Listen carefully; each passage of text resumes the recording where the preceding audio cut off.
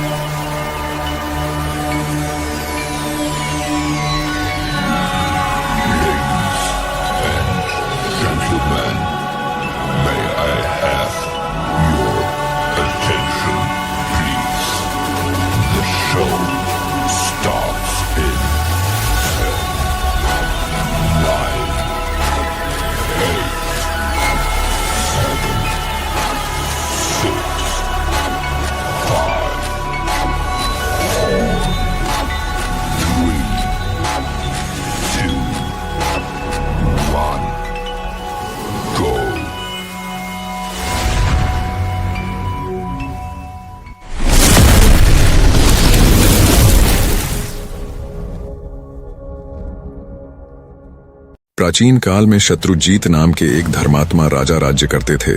उनकी राजधानी गोमती के तट पर थी। राजा का एक बड़ा बुद्धिमान, पराक्रमी और सुंदर पुत्र भी था, जिसका नाम ऋतुध्वज था। एक दिन नैमिषारण्य से गालव मुनि राजा शत्रुजीत के दरबार में पधारे। उनके साथ एक बहुत ही सुंदर दिव्य अश्व भी था। उन्होंने राजा से कहा, महाराज, हम आपके राज्य में रहकर तपस्या, यज्ञ तथा भगवान का भजन करते हैं, किंतु एक दैत्य कुछ काल से हमारे इस पवित्र कार्य में बड़ी बाधा डाल रहा है। यद्यपि हम उसे अपनी क्रोध अग्नि से भस्म कर सकते हैं, तथापि ऐसा करना नहीं चाहते, क्योंकि प्रजा की रक्षा करना और दुष्टों को दंड देना यह राजा का कार्य है। पर फिर भी एक दिन उसके उपद्रव से पीड़ित होकर हमने उसे रोकने का विचार बना लिया था। उसी समय यह दिव्य अश्व आकाश से नीचे उतरा और आकाशवाणी हुई, मुने, यह अश्व बिना किसी रुकावट के समस्त पृथ्वी की परिक्रमा कर सकता है। आकाश, पाताल, पर्वत, समुद्र सब जगह आसानी से जा सकता है, इसलिए इसका नाम कुवलय है। भगवान सूर्य ने यह अश्व आपको समर्पित किया है। आप इसे ले जाकर राजा शत्रुजीत के पुत्र राजकुमार ऋतुध्वज को दे दें। वे ही इस पर आरूढ़ होकर उस दैत्य का वध करेंगे जो सदा आपको कष्ट दिया करता है। इस अश्वरत्न को पाकर इसी के नाम से ही राजकुमार की प्रसिद्धि होगी और वे कुवलयाश्व कहलाएंगे। इस आकाशवाणी को सुनकर हम आपके पास आए हैं। हे राजन, आप राजकुमार ऋतुध्वज को राक्षस नाश और धर्म की रक्षा के लिए मेरे साथ आने की आज्ञा दीजिए। गालव मुनि के यों कहने पर राजा शत्रुजीत ने बड़ी प्रसन्नता के साथ एक सैन्य टुकड़ी देकर राजकुमार ऋतुध्वज को मुनियों की रक्षा के लिए भेज दिया। महर्षि के आश्रम पहुंचकर वे सब ओर से उसकी रक्षा करने लगे। एक दिन वह मदोन्मत्त दानव शूकर का रूप धारण करके वहां आया। राजकुमार ऋतुध्वज उसको देखते ही शीघ्र घोड़े पर सवार हो उसके पीछे दौड़ पड़े और अर्धचंद्राकार बाण से उस पर प्रहार किया। बाण से आहत होकर वह शूकराकार दैत्य प्राण बचाने के लिए भागा और वृक्षों तथा पर्वत से घिरी हुई घनी झाड़ी में घुस गया, पर राजकुमार के अश्व ने उसका पीछा न छोड़ा। दैत्य भागता हुआ सहस्रों योजन दूर निकल गया और एक स्थान पर बिल के आकार में दिखाई देने वाली अंधेरी गुफा में कूद पड़ा। अश्वारोही राजकुमार भी उसके पीछे उसी गड्ढे में कूद पड़े। राजकुमार ऋतुध्वज जब अंदर गया तो उसे वहां शुक्राकार कहीं भी दिखाई नहीं दिया, बल्कि दिव्य प्रकाश से परिपूर्ण पाताल लोक का दर्शन हुआ। दरअसल दैत्य शुक्राकार जिसमें गया था वो कोई गुफा नहीं, बल्कि पाताल लोक का द्वार था। राजकुमार ने देखा, सामने ही इंद्रपुरी के समान एक सुंदर नगर था, जिसमें सैकड़ों सोने के महल शोभा पा रहे थे। ऋतुध्वज ने भी उत्सुकतावश उसमें प्रवेश किया, किंतु वहां उन्हें कोई मनुष्य नहीं दिखाई दिया। जिज्ञासावश वे नगर में घूमने लगे। घूमते घूमते अचानक उन्हें एक स्त्री नजर आई जो बड़ी जल्दबाजी में कहीं चली जा रही थी। राजकुमार ने उससे कुछ पूछना चाहा, किंतु वह आगे बढ़कर चुपचाप एक महल की सीढ़ियों पर चढ़ गई। ऋतुध्वज ने भी घोड़े को एक जगह बांध दिया और जिज्ञासावश उसी स्त्री के पीछे पीछे महल में प्रवेश किया। भीतर जाकर देखा तो सोने के बने हुए एक विशाल पलंग पर एक अति सुंदर कन्या बैठी है, जो अपने सौंदर्य से रति को भी लज्जा रही है। दोनों ने एक दूसरे को देखा और दोनों का मन परस्पर आकर्षित हो गया। राजकुमार को देखते देखते अचानक कन्या मूर्छित हो गई। तब पहली स्त्री, जिसका पीछा करते हुए राजकुमार इस महल में घुसे थे, आई और पंखा लेकर उसे हवा करने लगी। जब वह कुछ होश में आई तो राजकुमार ने उसकी मूर्छा का कारण पूछा, पर लज्जावश वो कुछ भी न बोली और सखी के कान में कुछ फुसफुसाई। राजकुमार की तरफ देखते हुए उसकी सखी ने बोलना प्रारंभ किया, प्रभु, देवलोक में गंधर्वराज विश्वावसु सर्वत्र विख्यात हैं। यह सुंदरी उन्हीं की कन्या मदालसा है। एक दिन जब यह अपने पिता के बाग में घूम रही थी, तभी पाताल केतु नामक दानव ने अपनी माया फैलाकर इसे हर लिया और इसे यहाँ पाताल में ले आया। पाताल केतु का निवास स्थान यहाँ से थोड़ी ही दूर है। पाताल केतु ने कहा है, मदालसा अगर राजी हो, उसकी बात मानती है तो ठीक, वरना आगामी त्रयोदशी को वह इसके साथ जबरदस्ती विवाह करेगा। पर मेरी सखी उस राक्षस के साथ विवाह करने से पहले मरना पसंद करेगी। कुछ दिन पहले ही की बात है, जब मदालसा ने आत्महत्या का प्रयत्न किया था। उसी समय कामधेनु ने प्रकट होकर कहा, बेटी, वह नीच दानव तुम्हें नहीं पा सकता। मृत्युलोक यानी पृथ्वी लोक में जाने पर उसे जो अपने बाणों से बींध डालेगा, वही तुम्हारा पति होगा। इतना कह वो अंतर ध्यान हो गई। फिर अपना परिचय देते हुए उस स्त्री ने कहा, मेरा नाम कुंडला है, मैं मदालसा की सखी, विंध्यवान की पुत्री और बौर पुष्करमाली की पत्नी हूँ। मेरे पति देवासुर संग्राम में शुंभ के हाथों मारे गए, तब से मैं तपस्या का जीवन व्यतीत कर रही हूँ। सखी के स्नेहवश यहाँ इसे धीरज बंधाने आ गई।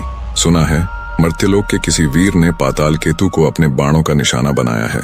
मैं उसी का पता लगाने गई थी। बात सही निकली, पर आपको देखकर मेरी सखी के हृदय में प्रेम का संचार हो गया है। किंतु माता सुरभि के कथन अनुसार इसका विवाह उस वीर के साथ होगा जिसने पाताल केतु को घायल किया है। यही सोचकर दुख के मारे यह मूर्छित हो गई थी। जिससे प्रेम हो उसी के साथ विवाह होने पर जीवन सुखमय बीतता है। इसका प्रेम तो आपसे हुआ और विवाह दूसरे से होगा, यही इसकी चिंता का कारण है। अब आप अपना परिचय दीजिए, कौन हैं और कहां से आए हैं। राजकुमार ने अपना यथावत परिचय दिया तथा उस दानव को बाण मारने और पाताल में पहुंचने की सारी कथा विस्तार पूर्वक कह सुनाई। सब बातें सुनकर मदालसा की प्रसन्नता का कोई ठिकाना नहीं रहा। जिस पुरुष को वो अपना दिल दे बैठी थी, उसी से उसकी शादी होगी। ये बात उसके लिए आश्चर्य के साथ साथ बहुत खुशी देने वाली भी थी। उसने लज्जित होकर सखी की ओर देखा, किंतु कुछ बोल न सकी। कुंडला ने उसका मनोभाव जानकर कहा, वीरवर, आपकी बात सत्य है। मेरी सखी का हृदय किसी अयोग्य पुरुष की ओर आसक्त हो जाए, ऐसा हो ही नहीं सकता। कमनीय कांति चंद्रमा में और प्रचंड प्रभा सूर्य में ही मिलती है। आपके ही लिए गोमाता सुरभि ने संकेत किया था। आपने ही दानव पाताल केतु को घायल किया है। मेरी सखी आपको पति रूप में प्राप्त करके अपने को धन्य मानेगी। कुंडला की बात सुनकर राजकुमार ने कहा, मैं पिता की आज्ञा लिए बिना विवाह कैसे कर सकता हूँ। कुंडला बोली, नहीं नहीं, ऐसा न कहिए, यह देवकन्या है। आपके पिताजी इस विवाह से प्रसन्न होंगे। अब उनसे पूछने और आज्ञा लेने का समय नहीं रह गया है। आप विधाता की प्रेरणा से ही यहाँ आ पहुँचे हैं, अतः यह संबंध स्वीकार कीजिए। राजकुमार ने तथास्तु कहकर उसकी बात मान ली। कुंडला ने अपने कुलगुरु तुम्बुरु का स्मरण किया। वे समिधा और कुशा लिए तत्काल वहां आ पहुंचे। उन्होंने अग्नि प्रज्वलित करके विधि पूर्वक ऋतुध्वज और मदालसा का विवाह संस्कार संपन्न किया। कुंडला ने अपनी सखी राजकुमार के हाथों सौंप दी और दोनों को अपने अपने कर्तव्य पालन का उपदेश दिया।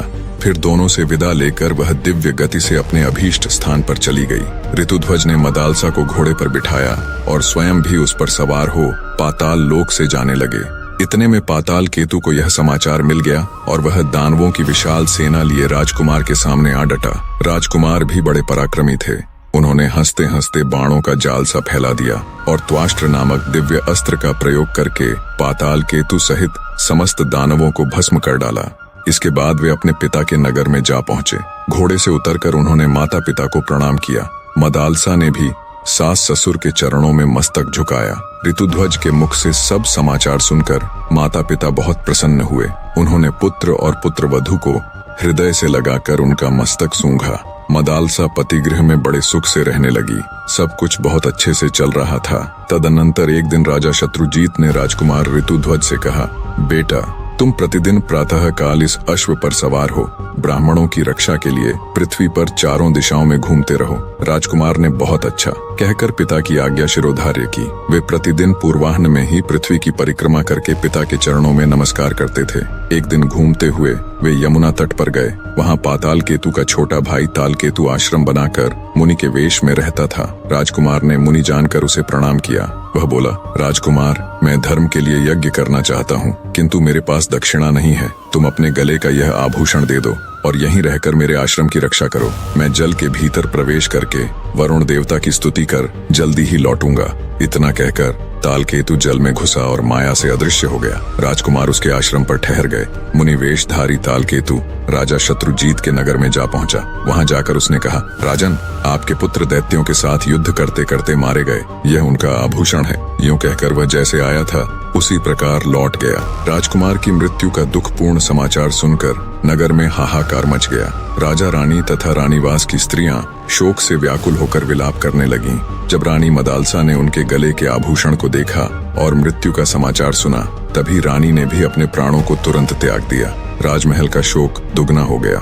राजा शत्रुजीत ने किसी प्रकार धैर्य धारण किया और रानी तथा नगर के अन्य लोगों को भी समझा बुझाकर शांत कराकर रानी मदालसा का दाह संस्कार किया। उधर तालकेतु यमुना जल से निकलकर राजकुमार के पास गया और कृतज्ञता प्रकट करते हुए उसने उनको घर जाने की आज्ञा दे दी। राजकुमार ने तुरंत अपने नगर में पहुंचकर पिता माता को प्रणाम किया। पुत्र को जिंदा और बिल्कुल सही सलामत देख उन्होंने उसको छाती से लगा लिया। उनकी नेत्रों से आंसू बहने लगे। जब राजकुमार ऋतुध्वज को सब बातें मालूम हुई तो बड़ी जोरों से हृदय विदारक चीख के साथ जोर जोर से विलाप करने लगे। मदालसा के वियोग से उनका अंतर हृदय रो उठा। राजकुमार ऋतुध्वज की दुनिया सूनी हो गई।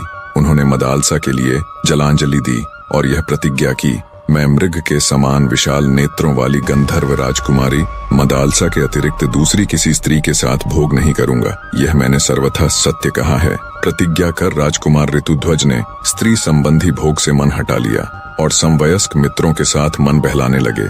इसी समय नागराज अश्वतर के 2 पुत्र मनुष्य रूप में पृथ्वी पर घूमने के लिए निकले। घूमते घूमते उनकी राजकुमार ऋतुध्वज के साथ मुलाकात हुई। ऋतुध्वज के सरल और मैत्रीपूर्ण स्वभाव के कारण जल्दी ही उनकी आपस में प्रागढ़ मित्रता हो गई। उनका आपस का प्रेम इतना बढ़ गया कि नागकुमार एक क्षण भी उन्हें छोड़ना नहीं चाहते थे। वे दिन भर पाताल से गायब रहते थे। एक दिन नागराज के पूछने पर उन्होंने ऋतुध्वज का सारा वृत्तांत पिता के सामने कह सुनाया और बोले, पिताजी, हमारे मित्र ऋतुध्वज मदालसा के सिवा दूसरी किसी स्त्री को स्वीकार न करने की प्रतिज्ञा कर चुके हैं। मदालसा पुनः जीवित हो सके ऐसा कोई उपाय करें। नागराज बोले, उद्योग से सब कुछ संभव है। प्राणी को कभी निराश नहीं होना चाहिए। यूं कहकर नागराज अश्वतर हिमालय पर्वत के प्लक्षावतरण तीर्थ में, जो सरस्वती का उद्गम स्थान है, जाकर अपने पुत्रों के मित्र राजकुमार ऋतुध्वज के हितार्थ दुष्कर तपस्या करने लगे। सरस्वती देवी ने प्रसन्न होकर उन्हें प्रत्यक्ष दर्शन दिया और वर मांगने को कहा। अश्वतर बोले, देवी, मैं और मेरा भाई कंबल दोनों संगीत शास्त्र के पूर्ण मर्मज्ञ हो जाए।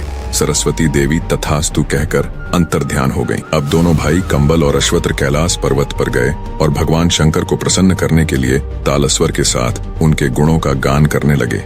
अति सुरीली वाणी में अपनी वंदना सुन महादेव जी प्रकट हुए और प्रसन्न होकर कहा, वर मांगो।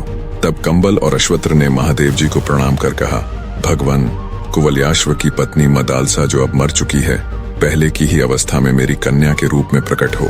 उसे पूर्व जन्म की बातों का स्मरण बना रहे। पहले ही जैसी उसकी कांति हो तथा वह योगिनी एवं योग विद्या की जननी होकर मेरे घर में प्रकट हो। महादेव जी ने कहा, नागराज, तुम श्राद्ध का दिन आने पर यही कामना लेकर पितरों का तर्पण करना और श्राद्ध में दिए हुए मध्यम पिंड को शुद्ध भाव से खा लेना। इससे वह तत्काल ही तुम्हारे मध्यम फण से प्रकट हो जाएगी। नागराज ने वैसा ही किया। सुंदरी मदालसा उनके मध्यम फण से प्रकट हो गई। नागराज ने उसे महल के भीतर स्त्रियों के संरक्षण में रख दिया। यह रहस्य उन्होंने किसी पर प्रकट नहीं किया।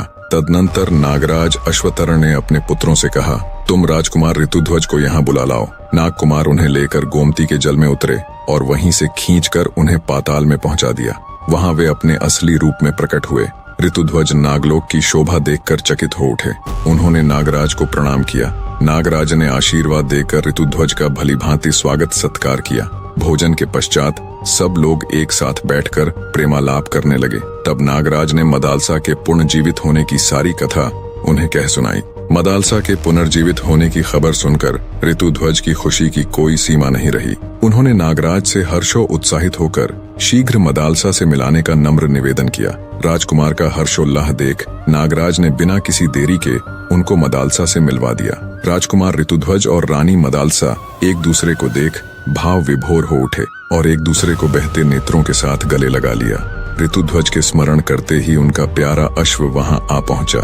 नागराज को प्रणाम कर राजकुमार रानी मदालसा के साथ अश्व पर आरूढ़ हुए और अपने नगर के लिए रवाना हो गए। वहां पहुंचकर उन्होंने मदालसा के जीवित होने की कथा सुनाई।